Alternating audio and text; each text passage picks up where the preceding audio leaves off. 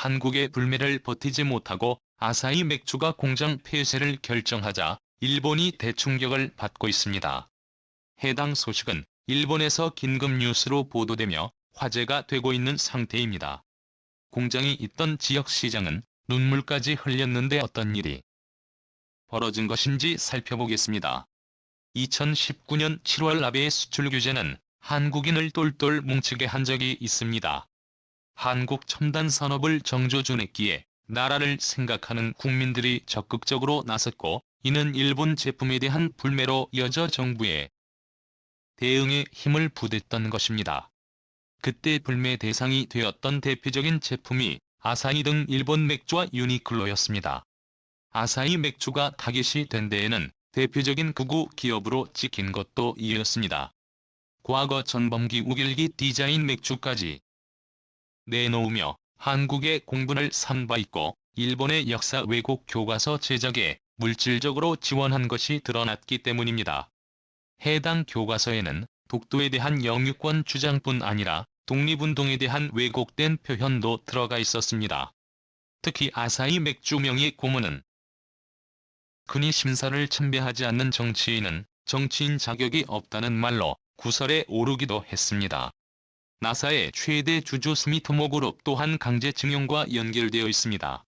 일본 맥주 회사들은 대부분 비슷한 상황인데, 기린 맥주는 전범 기업 미쓰비시의 반개 회사이며, 삿포로 맥주는 미케탄광 등으로 유명한 미쓰이 그룹에 포함되어 있습니다. 미케탄광에서는 조선인 4,700명이 강제 노역을 했으며, 한반도와 일본 각지 219개의 작업장에서 조선인들은 큰 고통을 겪어야 했습니다. 이 때문에 일본 맥주 전체가 불매 대상이 되었던 것입니다. 2019년 극우 논객 다케다는 한국인이 사랑하는 일본 맥주 수출을 막으면 엄청난 일이 발생할 것이라며 불매가 불가능하다는 발언을 하기도 했습니다. 하지만 불매는 들불처럼 일어났고, 점주 의사에 따라 판매를 접는 곳이 대다수였습니다. 여기에 아사히가 후쿠시마 공장 운영 40주년을 기념해 후쿠시마산 재료로 맥주를 내놔 한국인들의 구입을 더욱 꺼리게 만들기도 했습니다. 해당 여파로 편의점 판매 1위였던 아사히 맥주는 순위권 밖으로 밀려나갔죠. 일본 맥주가 전체 수입에서 차지하는 비중 또한 1% 안팎으로 낮아져 있습니다. 실제로 일본 맥주 수입액은 2018년 7,800만 달러에서 불매가 시작된 2019년 3,900만 달러로 하락했고, 재작년과 작년에는 500m에서 600만 달러 선으로 급감한 것을 볼 수 있습니다. 2020년에 비해 회복세라는 눈속임 기사도 있지만 여전히 90% 이상의 감소가 유지되고 있는 상태입니다. 일본 맥주는 한국에서 버티기 위해 매캔에 9,400원 행사까지 한 바 있습니다. 창고에 쌓여있던 재고를 소진하기 위해 이런 행동을 한 것이었죠. 최근 일부 편의점에서 아사히 제품이 보이긴 하지만 국내 수제 맥주가 인기 상품으로 올라서면서 더 이상 설 자리는 없는 상태입니다. 이런 상황인 15일 아시아가 폐지를 결정하자 일본인들이 대충격을 받고 있습니다. 내년 1월 말 폐쇄되는 곳은 일본 가나가와와 애니메이션 시코쿠 2개 공장입니다. 해당 공장은 큰 병 20개들이 한 상자로 연간 1,500만 상자나 생산하던 곳입니다. 한국에서도 한때 잘 팔렸던 슈퍼 드라이 맥주 줄임말입니다. 게다가 한국으로의 수출 비중이 컸던 하카타 또한 25년 말 조업 종료를 선언한 상태입니다. 인근으로 이전해 맥주 외에 청량 음료 생산을 진행하겠다는 것입니다. 회사는 코로나의 영향으로 업무용 맥주 소비가 침체된 데다 인구 감소가 계속되는 가운데 시장 확대를 기대할 수 없어 폐쇄한다고 밝히고 있습니다. 아사히 사장은 15일 기자회견에서 국내 8개 공장의 조업률이 80% 미만으로 막대한 고정비 부담으로 인해 최악의 상황에 빠졌다는 언급을 했습니다. 한국으로의 수출 감소가 이유였다는 것은 끝까지 감추고 있는 상황입니다. 아사히는 일본 내에 8곳의 공장을 가지고 있었는데 3곳 이상을 폐쇄한다는 계획입니다. 이곳에서 감소되는 물량은 이바라키와 세이타 공장에서 거부하겠다는 것인데 이곳 또한 현재처럼 판매가 되지 않는다면 접는 날이 멀지 않았다는 분석입니다. 해당 소식을 접한 일본인들은 지사마다 수백 건의 댓글로 놀라움을 금치 못하고 있습니다. 일부 반응을 보면 해외 수요도 없는 거야. 일본 산업 열심히 힘내길 바래. 한국의 불매 대상에 일본 맥주가 들어가서 매출이 떨어진다고 들었는데 영향이 있는 걸까? 제조자 축소까지 왔는가? 자동차와 가전도 그렇지만 점점 경제가 수축되고 있는 느낌이다. 팔리지 않으면 만들 수 없다. 아사히뿐 아니라 일본 전체의 사태가 진행되고 있다. 주로 이런 반응을 쏟아내며 분통을 터뜨리고 있는 상황입니다. 시코쿠 공장은 1998년 조업을 시작해 연간 약 470만 상자를 생산했고 가나가와 공장은 2002년 조업을 시작해 연간 1천만 상자 이상을 만들어 왔습니다. 그런데 공장 폐쇄로 약 2,500억 원 정도의 장비 손실 피해가 예상된다는 설명입니다. 결정은 해당 공장이 있던 지역마저 쑥대밭으로 만들고 있습니다. 그 공장은 조업 이래 많은 시민과 관광객들이 변학 수요를 흡수해왔는데 맥주 공장을 보거나 실험을 할 수 있어 연간 18만 명이 방문하기도 했습니다. 하지만 현재는 관광 수입이 급감하고 취는 재정 파탄 걱정을 쏟아내고 있습니다. 기부금 약 300억 원 중 아사히가 8%를 담당했었기 때문입니다. 현재 시장은 충격적인 뉴스를 들었습니다. 철거 소식에 매우 괴롭다며 눈물을 흘리기도 했습니다. 20년 동안 막대한 공연이 있었지만 결국 이렇게 돼서 영향이 크다는 것입니다. 그러면서 마스크 위로 눈물을 하염없이 쏟아냈죠. 한때 일본 맥주는 수입 맥주의 절대 강자로 불렸습니다. 그렇게 1위를 했던 아사히 맥주는 2020년 12월 기준 20위로 밀린 상태입니다. 해당 맥주를 수입했던 롯데 아사히주류도 매출액이 10분의 1로 쪼그라들었죠.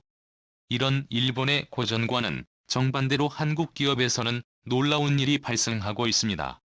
대표 주류기업 하이트진로의 영업이익이 2배 이상 늘어난 것입니다. 800억 원대에서 최근 2천억 원 가까이로 올라선 것을 볼 수 있습니다. 작년에는 소폭 줄긴 했지만 여전히 수출 규제 전보다 2배 가까이 올라 있습니다. 주가 또한 2012년 1만 5천 원대에서 현재 3만 원 이상을 유지하고 있는 상태입니다. 이런 하이트진로는 한때 일본으로 넘어갈 뻔한 적도 있었습니다. 2005년 일본 국유 기업 아사히 맥주가 진로를 사겠다는 의사를 밝혔었기 때문입니다. 하지만 그때도 불매 분위기가 크게 퍼져 인수가 좌절된 바 있습니다. 그런데 최근 한국에서 흑자 전환에 성공했다던 유니클로도 비슷한 상황에 놓였습니다. 과거 유니클로 임원은 불매가 장기적으로 계속될 것으로 생각하지 않는다며 실적에 미치는 영향은 제한적일 것이라 말한 바 있습니다. 최근 유니클로와 관련해 유명 디자이너나 브랜드와 협업을 통해 제품을 내놓으면 한국에서 긴 줄이 생길 정도로 인기가 있다며 불매가 식었다는 보도가 나오기도 했습니다. 본래 300만 원이던 패딩 가격을 10만 원을 내놨다는 눈속임 광고를 했던 것입니다. 그러면서 출시에 맞춰 긴 줄이 생겼다거나 품절이 생겼다는 기사가 쏟아졌죠. 하지만 이것은 마케팅 차원에서 알바나 회사 인력이 줄을 섰다는 의심을 받은 바 있습니다. 해당 기사가 나온 후 유니클로에 가보면 고객이 텅텅 비어 있었기 때문입니다. 2005년 국내에 상륙한 유니클로는 불매 전만 해도 1조 3천억 원의 매출을 달성하기도 했습니다. 작년 매출이 5,800억 원대로 지속 감소했다는 것을 봐도 속임수임을 알 수 있는 대목입니다. 유니클로가 흑자로 돌아선 단순한 이유는 190개의 매장을 130개로 대폭 줄였기 때문입니다. 적자 상위 점포를 정리해버렸으니 일시적으로 흑자인 것처럼 보이는 착시 효과였죠. 올 2월에도 신세계 백화점 강남점에 있던 유니클로 매장이 폐점했고 해당 자리에는 국내 브랜드 스파우가 던 것으로 나타났습니다. 유니클로가 빠지자 국내 스파 브랜드들은 놀라운 성장세를 보이고 있습니다. 유니클로 영업이익이 77%나 감소할 동안 탑10을 운영하는 신성통상은 31%나 급성장한 것입니다. 유니클로의 영업이익보다 400억 원이나 더 많은 900억 원대를 기록한 상황입니다. 탑10 단독 매출로도 유니클로에 앞선 것으로 나타났습니다. 탑10은 지난 한 해에만 점포 100여 곳을 열었는데 유니클로가 빠진 자리를 상당 부분 차지했죠. 결국 신성통상 파트너의 주가는 수출 규제 전보다 3배 이상 그런 것을 볼 수 있습니다. 게다가 최근 유니클로는 심각한 이미지 실추까지 겪고 있습니다. 기능성 내에 항균성이 있다고 홍보했지만 실제 성능은 광고 내용과 달라 올 2월 공정거래위원회로부터 광고법 위반 보고서를 받은 것입니다. 결국 일본 기업들의 고질적인 속임수가 드러나고 있는 상황입니다. 일본의 또 다른 불매 대상이었던 무인양품 또한 지난해 45억 원의 적자를 기록했고 부채 비율은 수출 규제 전 46%에서 작년 68%까지 높아진 것으로 나타났습니다. 자본 잠식 늘 90%를 넘어서며 파산 직전에 놓인 것입니다. 한국에 막말을 하던 일본 DHC도 작년 9월 영업 종료 선언을 했었죠. 2019년 불매가 한창이던 시기 DHC 텔레비전에서 한국은 원래 빨리 뜨거워지고 바로 식는 나라는 발언을 했었는데 결국 주요 뷰티 스토어에서 퇴출당하며 을 자초한 것입니다. 그렇게 DH는 2002년 한국 시장에 진출한 이래 20년 만에 철수 결정을 내렸습니다. 수출 규제 전후 한국에 진출한 일본 소비재 기업 31곳의 실적을 분석한 결과 영업이익은 7.1%나 급감했던 것으로 확인되고 있습니다. 이는 자금의 해외 유출을 막는 효과로도 이어지고 있습니다. 그동안 한국에 빨대를 꽂고 배당을 챙겨갔던 나라가 일본이었기 때문입니다. 도요타는 한국에서 나온 순이익의 100%를 일본 본사에 배당했고 유니클로 또한 2018년에만 1,200억 원에 가까운 배당금을 일본으로 몰아줬던 것입니다. 결국 한국인들의 놀라운 단결이 한국의 미래를 바꾸고 있는 상황입니다. 다음은 관객들의 댓글입니다. 처음 알았어요. 일본 맥주 회사가 전범기업과 연관되어 있는 점은 놀랍네요. 우리 국민들이 더욱더 분발하여 불매운동을 해야겠네요. 또한 가급적이면 편의점 점주님들이 앞장을 선다면 전범기업을 없애는데 큰 기여를 하는 거네요. 우리 선조들을 개구리에 보았듯이 엄청난 만행을 자행한 나라가 아직도 우리를 고통스럽게 해주겠다는 망언을 일삼고 있는 이런 나라에 단 한 병이라도 발을 들이지 못하게 했으면 좋겠다. 맥주 유니클로뿐만 아니라 노제페는 계속해서 쭉 이어질 것입니다. 도대체 지금도 일본 맥주 먹는 한국인들 누군지. 에휴 우리가 독립운동은 못해도 최소한 불매운동은 합시다. 지금도 국가대표 및 프로구단 유니폼 보면 대상수가 많던데 계약기간이 남아서 그러겠지만 대상주도 퇴출시켜야 한다. 지금껏 한국이 먹여 살렸다고 합니다. 더는 살려둬선 안 되겠지요. 한 분이라도 관광 가지 마세요. 이젠 일본 자동차 보이콧을 해야 한다.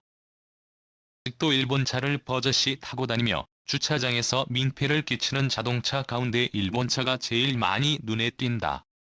일본 자동차 공장도 문 닫게 만들자.